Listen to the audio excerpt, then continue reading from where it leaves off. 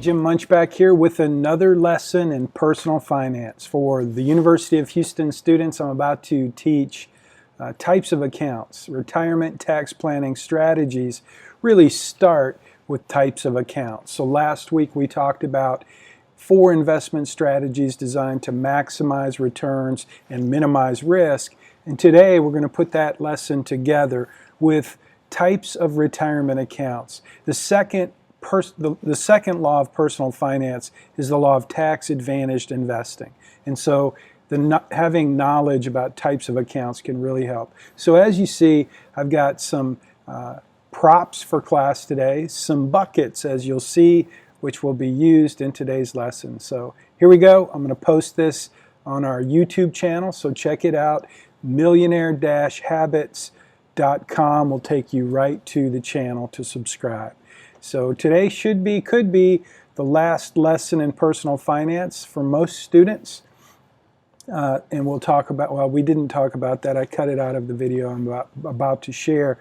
But at the end of this video, I think I say goodbye, so long, for this semester to the students that have been part of this semester. So thanks for watching the video. I hope it is helpful, and we'll see you next time. This bucket, these buckets represent, I'm going to back up so you can see the buckets. But these buckets represent types of accounts. So I'm going to talk about each different type of bucket. Let me turn my camera just a little so we can have the buckets all in view. So the big bucket, oh, there's other buckets too. So I'm going to start with the big bucket. And I always like to, usually in class somebody will ask, what is the pink shovel for? And I don't know if I told you the story, but I'm going to tell you the story. I think I told you this story. Did I tell you this story about how I got introduced to the world of entrepreneurship and business ownership? I was very young. I grew up in a family of 4. There were 4 kids. There's 5 now, but when I was growing up, there were only 4. And I grew up when Dr. J, Julius Irving, was very, very prominent, and he endorsed Converse tennis shoes. I think I pointed that out. And back in the day when I was a kid, my mom would buy Converse tennis shoes for all of us kids at Kmart. And they were $4 a pair. I remember they'd go on sale for $4 a pair, and that's when she would buy them. The low top canvas Converse tennis shoes, you could either get white or you could get black.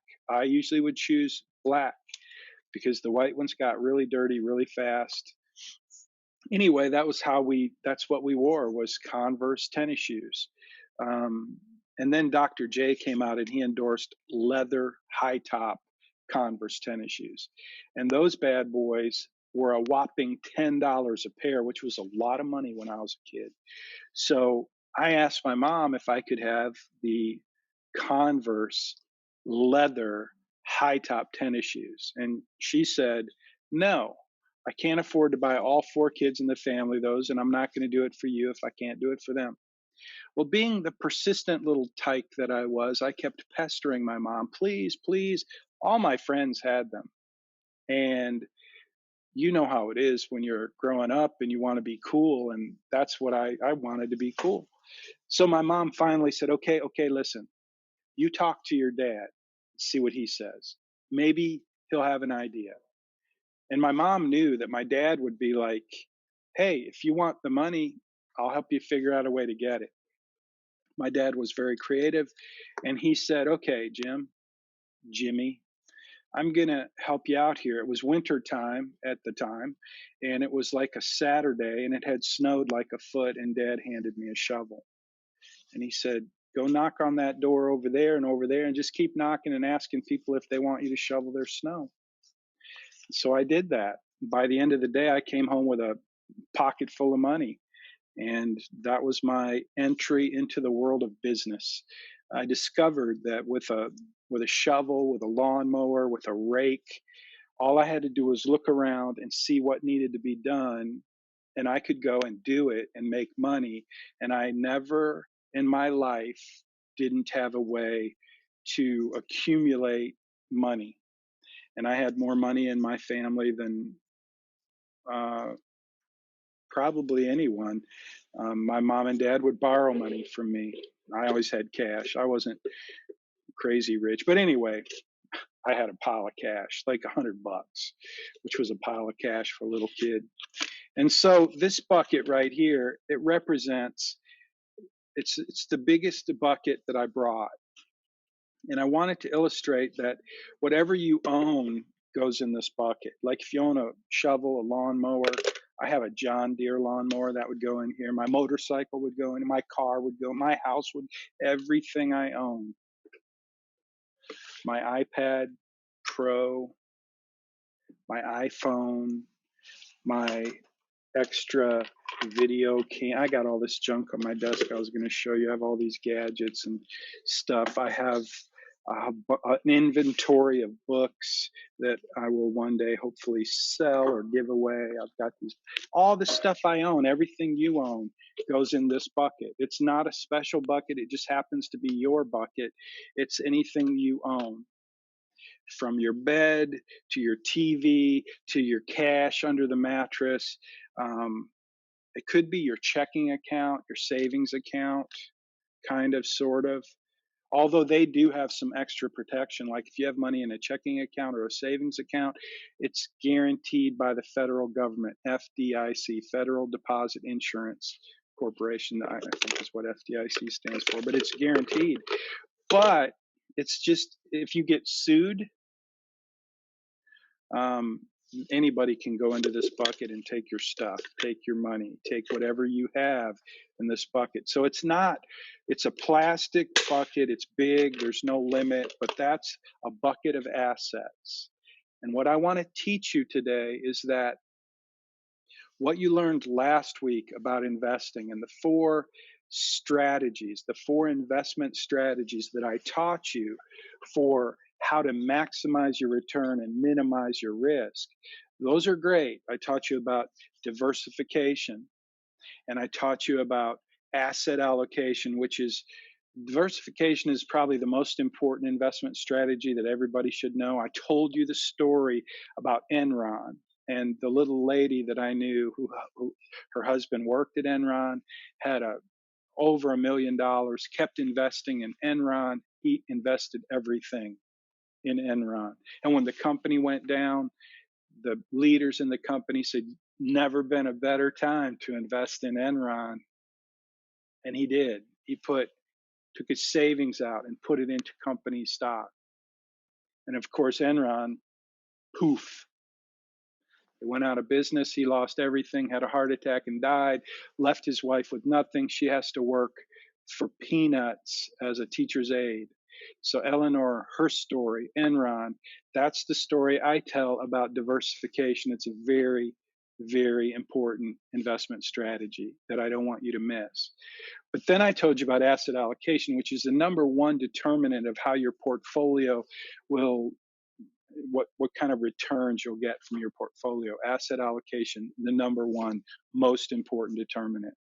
And then I told you a story about Farmer Joe, who's buying cows, and the cows kept going down, down, down in price. And every month he committed to $100, a systematic investment plan that allowed him to buy cows with a pretty great risk management tool, because if the price went down, he was able to buy more. If the price went up, he only allocated so much money to cows. Over 7 months, he bought 19 cows, and they started at $100.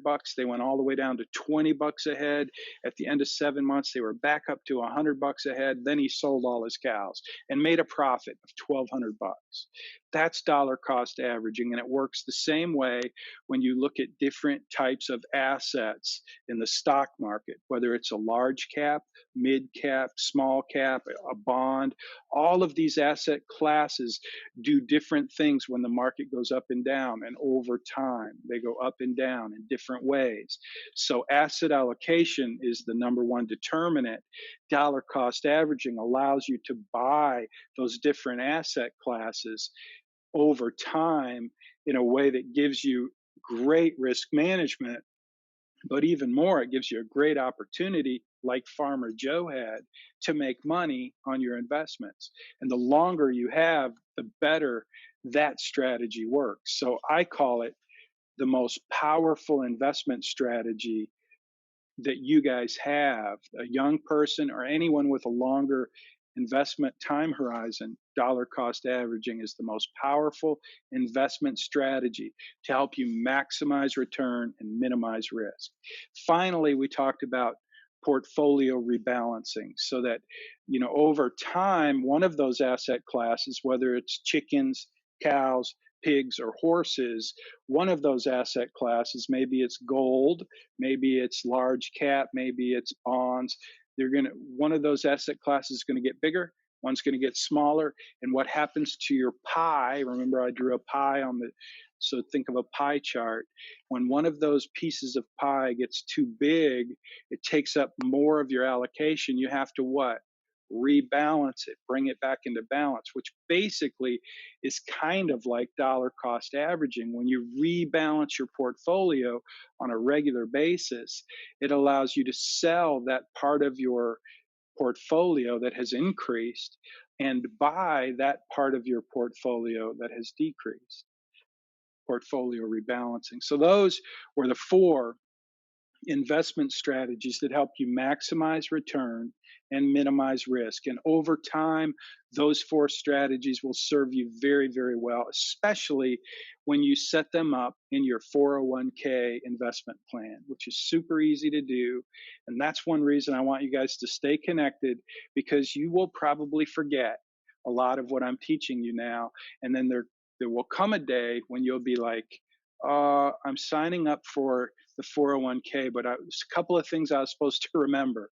And you can call me, text me, shoot me a message, and I'll remind you. I'll send you to the link of this video and say, yeah, you want to set up your asset allocation with, depending on what your options are, you want to select some large cap, some small cap, some mid cap, some bonds, some international. Depending on what your options are, you want to select a good asset allocation and set that. And then you want to commit to investing as much as you can, but at least as much as the company matches. And you want to do that on a monthly basis or every time you get paid, which actually implements dollar cost averaging and asset allocation and diversification. And then all you have to do is figure out, how often do you rebalance your portfolio? Some of your plans will have automatic, excuse me, which means the plan will rebalance on its own without you doing anything. Not very many 401k plans have that feature. So that means you have to, like, maybe every time you get your credit report, you'll go into your 401k and rebalance your portfolio. It needs to be done regularly, once a year, twice a year, once a quarter, not too often, but regularly. So those were the investment strategies, and it's helpful to keep those in mind as we transition to types of accounts. So any questions before I jump back into the types of accounts? So you learned this week about a couple of types of accounts. If you did your assignment on the Roth versus the 401k or traditional IRA, you understand the distinction between a tax-free investment account, which is called the Roth IRA, that's why it's gold, and the tax-deductible traditional IRA, which is this bucket, a little bit bigger, and there's a reason it's bigger than the Roth, even though if you made a contribution today to your IRA, you would have to choose, am I going to invest? You can invest $6,000 this year, unless you're over 50 like me. I'm so sorry. I have the tickle in my throat, and it doesn't seem to want to go away. I hope it's not the virus. I think that's one of the signs, but I feel fine. There's nobody around me, but I'm having a hard time talking. I'm sorry. So, the Roth IRA, a tax-free investment account with a few different rules. A tax-deductible IRA with a few different rules, but they have the same contribution limit. In other words, you can choose to invest your 6,000 in this, or you could put 3,000 in this and 3,000 in this every year. I'm going to set these two buckets up here for a minute, and I'm going to take down this big heavy duty bucket. It's different than the plastic bucket because this bucket, this big metal bucket, represents a 401k. 401k is a big bucket. You can put a lot of money in it. I think this year it's $19,000. If you contribute as much as you can contribute, as much as the IRS will let you contribute, you can put a lot of money in there.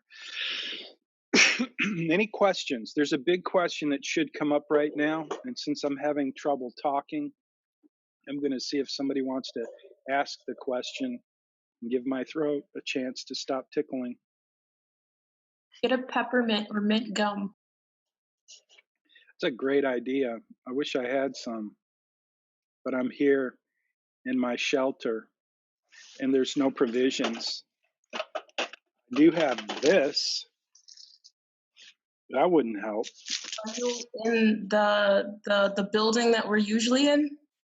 No, not in Melcher. I office at the University of Houston Technology Bridge. So it's the old Schlumberger complex. So the question is usually what happens if I leave my job? Because a 401k is associated with your job. And by the way, 401k is if you work for a corporation. If you work for a school, it would be a 403b. It's the same thing. It's the same basic type of bucket. It's just a different paragraph in the tax code. 401k, 403b, 457b if you're in the military. They're all basically retirement accounts that are provided by the employer. 401k, most popular because it's provided by the corporation, the for-profit business. So the question comes up, what happens when I leave my job? What happens to the money I put in my 401k? Anybody know the answer to that?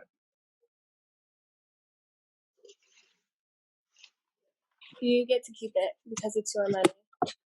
You do get to keep it because it is your money. But how do you do that? What are the options?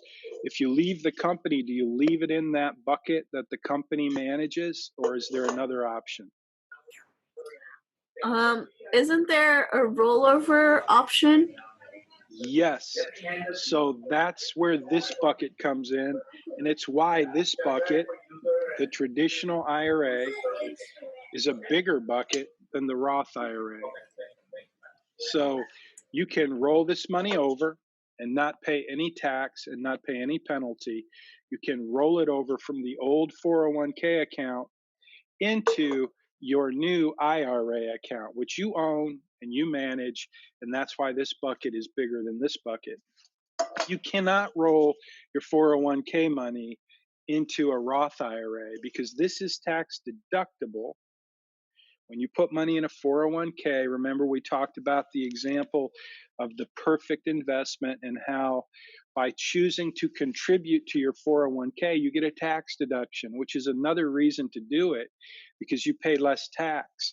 And that's true about a deductible IRA account as well. And that's why you can roll this over into this bucket because they're very, very similar.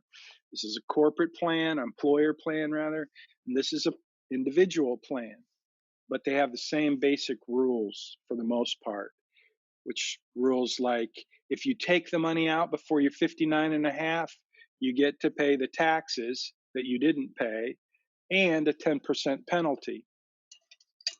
Roth IRA, on the other hand, you already paid the taxes before you put the money in the Roth IRA. And that's why this tax-free type of account is kind of cool, because over time, your money grows and you don't have to pay taxes on it. Even though you already paid taxes, but ideally you paid taxes before you invested. And again, ideally you invested and it grew. And when you take the money out, you pay no taxes. Now, that's kind of true with these two accounts. You don't have to pay taxes until you take the money out. So now I'm going to give you an example. Any questions so far? So I'm going to kind of wrap it up with an example that I like to use about Apple stock. So let me see, maybe I will open my iPad and put an Apple chart up here. So does anybody follow Apple? Anybody follow the stock market at all? I'm going to share my iPad with you. iPad, share, and I'm just going to show Apple. So this is Apple stock. Apple, is it up today?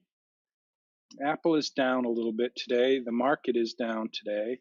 But Apple, if you look at, this is a 2-year chart for Apple.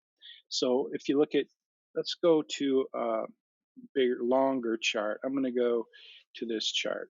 Ooh, that's interesting. Look at what Apple did. So let's pretend that it's 2009. Now, does anybody remember where you were in March of 2009? In March of 2009, the S&P 500 dropped intraday. And remember, the S&P 500 represents an index of the 500 largest companies in the United States, which turns out to be pretty much the largest 500 companies in the world for the most part. Apple is now one of those largest companies. And so in 2009, in March of 2009, the S&P 500 dropped to 666. That's ridiculous. Today, it is right around 2,700. Well, back then, in 2009, Apple stock was trading around 125 bucks a share. So let's, oh, my pencil isn't working. My thing, one of my wonderful things that I own is an Apple Pencil, but it's not working right now. And if I charge it up, I would have to, I'd have to unplug my iPad and you wouldn't be able to see it. So you're gonna have to use your imagination. In 2009, Apple stock was trading at 125 bucks a share. What's it trading for today? $283. So let's assume that back in 2009, you had this Roth IRA and you invested $100,000. Is that a good number? You know, how many? Well, let's say that you bought 100 shares of Apple stock. That'll make it easier for the example. So back in 2009, you had your little Roth IRA and you bought 125 shares or 100 shares of Apple stock. How much would you have to invest? If they're 125 bucks a share and you bought 100 of them, it's 125 grand. So let's think that you had a really good 401k, Roth IRA account that had 125 grand, and you decided to put it all in Apple stock. So you bought 100 shares of Apple stock. How much would that Apple stock be worth today? Anybody? I'm going to wait until somebody replies. Professor, it would be $12,500 for 100 stocks for Apple. Say that one more time. If you buy the stocks at $125, 100 stocks would be $12,500. Say that again. You broke up at the end. Oh, it's not going to be 125,000. It's going to be 12,500. 12. Okay, that's 400 right. stocks.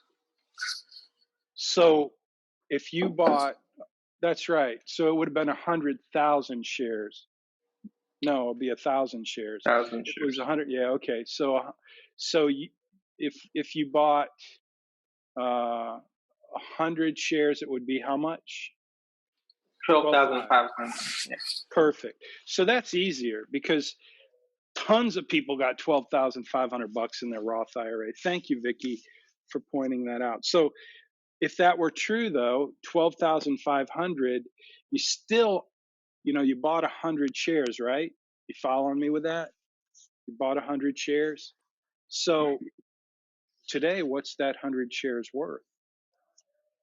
Do you know the answer to that, Vicky? How much was the stock price today? Say that again.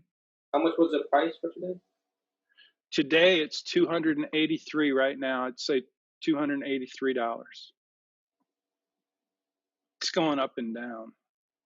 It'd be $28,300. That's Tina. You make a profit of $15,800.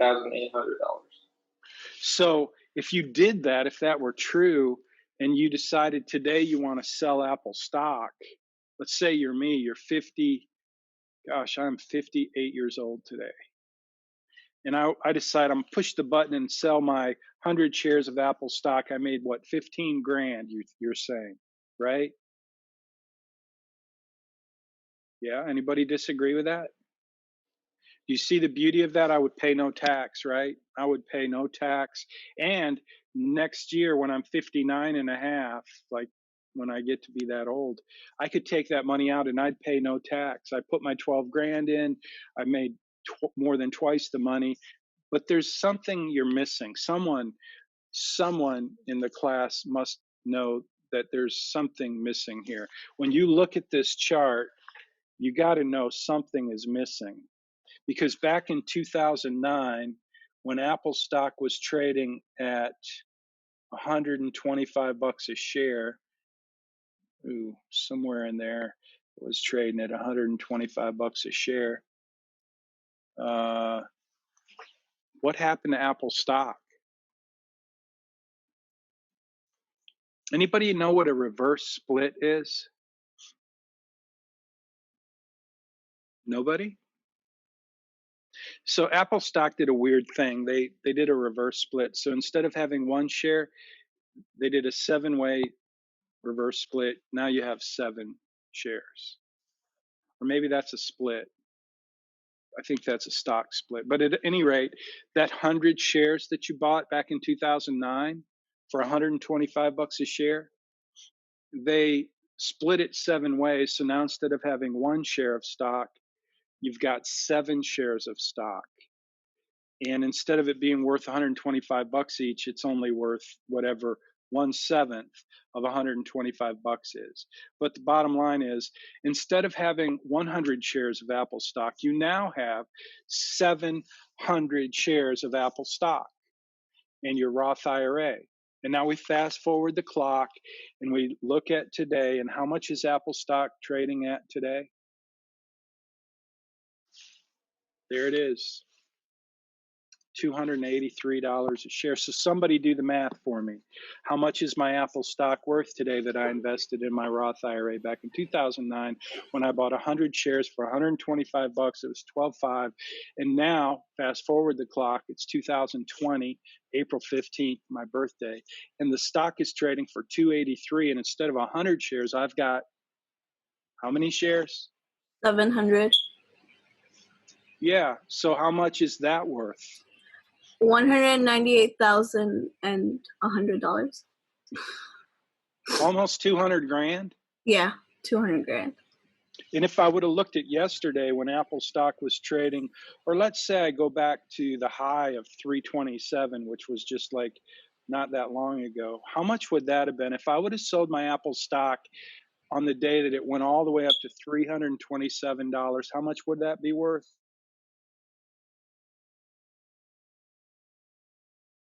700 shares times $327 would be more than 228 229,000 grand. I like that number.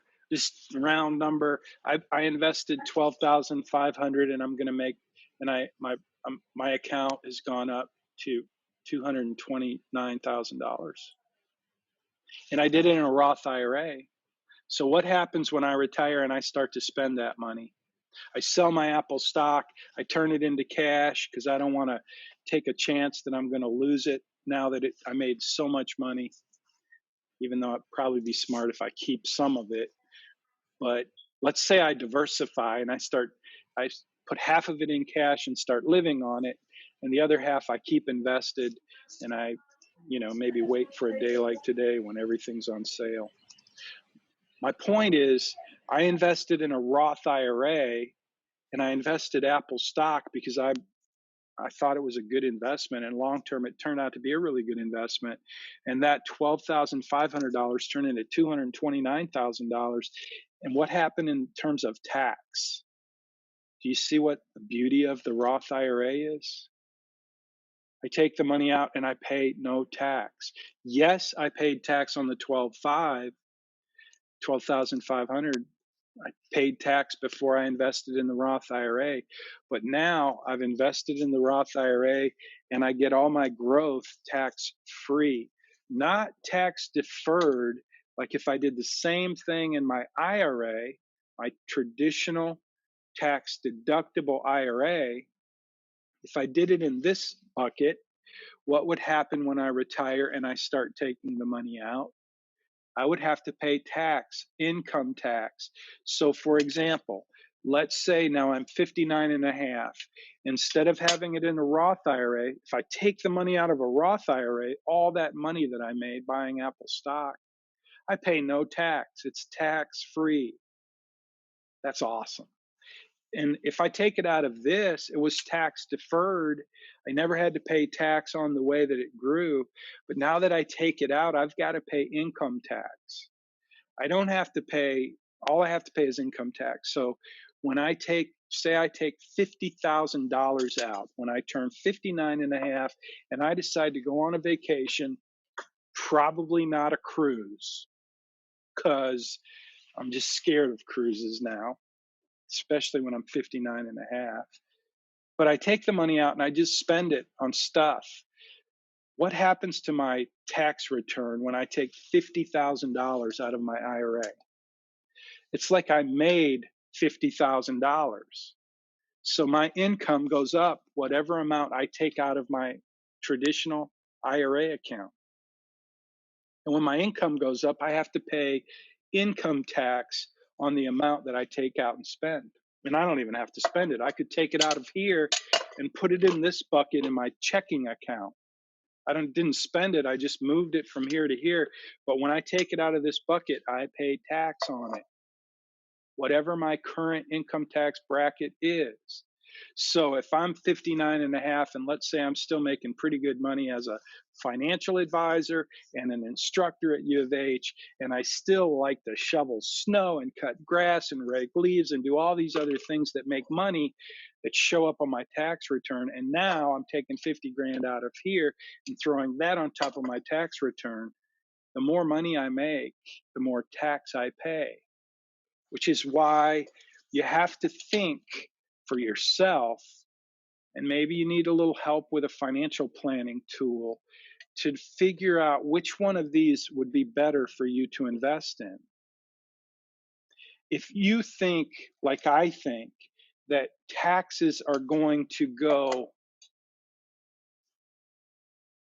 up or down over time, if you think they're going to go up, this is probably a better choice. Tax-free investment.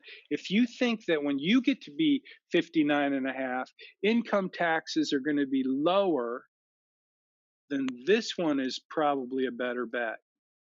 But I'm going to tell you that based on all that I know about economics and all that I know about especially what's going on right now in terms of the federal debt and everything that the Federal Reserve is doing to try to soften the blow for this.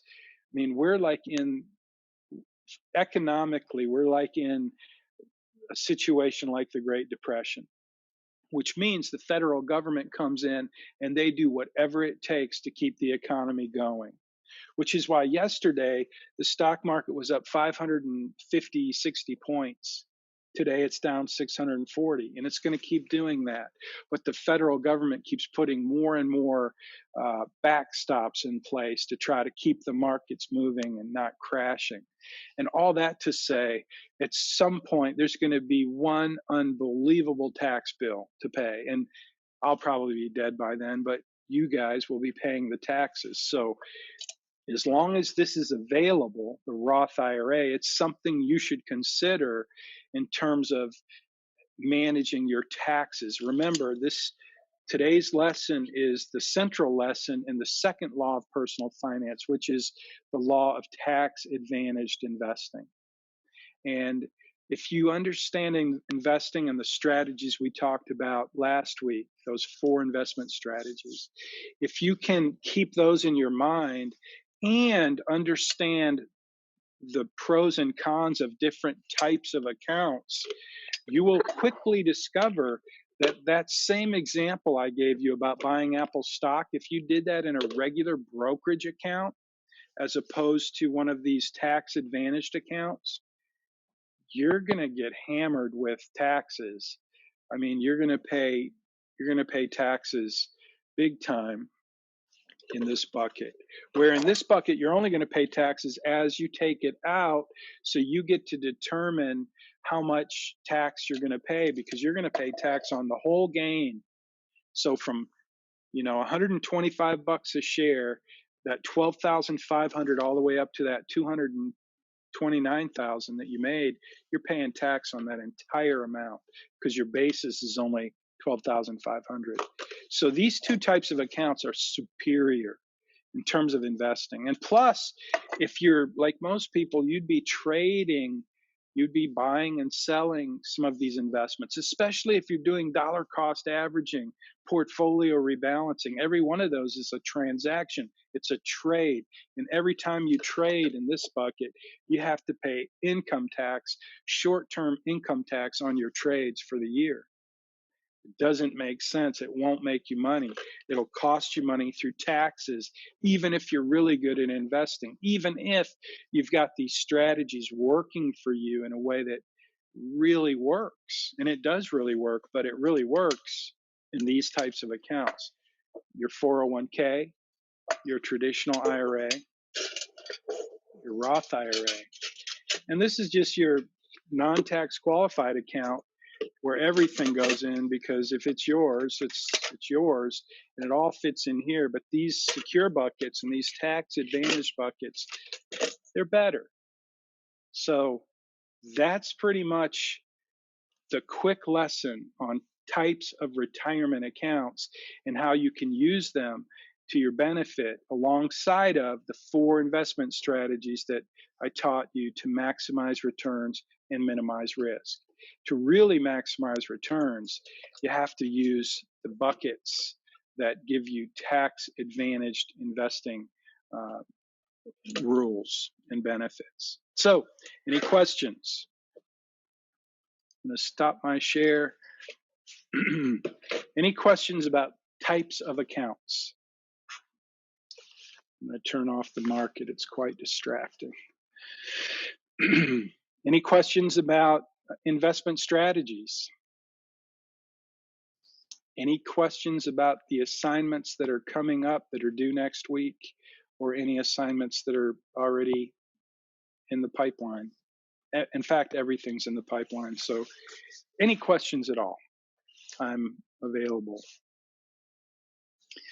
Okay, then on that note, I'm going to say so long. I'll be here next week. You will be getting, I'm going to post your grades as soon as I possibly can so that you can see whether or not you've met the 950. There should be no surprises. 950 is the A. You don't get an A plus at the Bauer College. A is the maximum. So I want to wish you all the very best. And if this is our last time together, I want you to know I appreciate your time here. And I hope it was valuable and helpful. I'm sorry that we had a situation And I hope you all stay safe and do well and graduate and be prosperous. Live long and prosper. Is that, yeah, the Vulcan thing. Anyway, you guys have a good day. And I'm available if you want to chat. Best way to reach me is email. You have my mobile phone on the syllabus. You're welcome to text me if you have a question, either now or in the future. I'd love to hear from you. LinkedIn is my favorite social media, so I hope you'll build your profile. If you don't have a picture on LinkedIn and ask me to connect, I'll say no. I don't connect with people that don't have a picture. So pick a picture, build a profile, get on LinkedIn. It's like Facebook for adults. So hope to see you on LinkedIn or YouTube or Facebook or somewhere along the line. It's been great to be with you this semester. You guys take care.